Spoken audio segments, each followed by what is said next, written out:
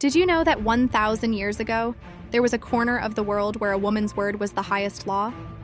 A place where queen wasn't just a title, but a guarantee of prosperity? You've been told the story of the three queens, but history has been hiding the rest. Why is the world silent about the Moors of East Africa, the dark-skinned architects of the richest trade routes in history?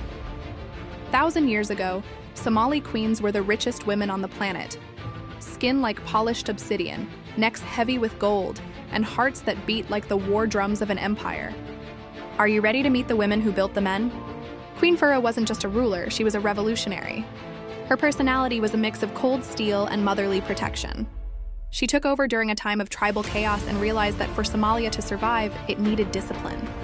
She was famous for her iron standards. She believed that if a man was to serve her empire, he had to be as refined as the silk she wore. She built the Meridional Trade Network. She didn't just sit in a palace, she engineered the landscape.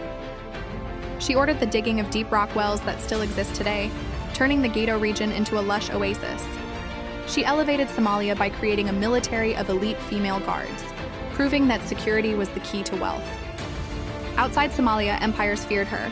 They knew a trade caravan under Fura's seal was untouchable. These were the grand nurturers. Their personality was built on radical generosity.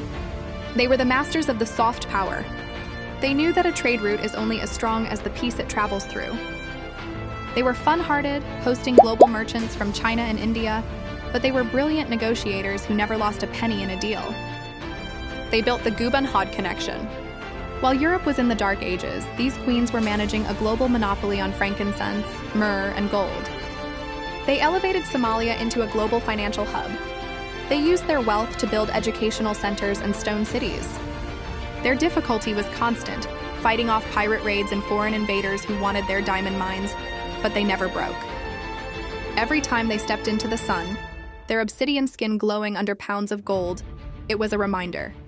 This land belongs to the mother. It wasn't easy. These queens faced the stigma of the sword, the idea that only men could lead. They had to outsmart their rivals and prove, year after year, that Somalia only blooms under the female touch.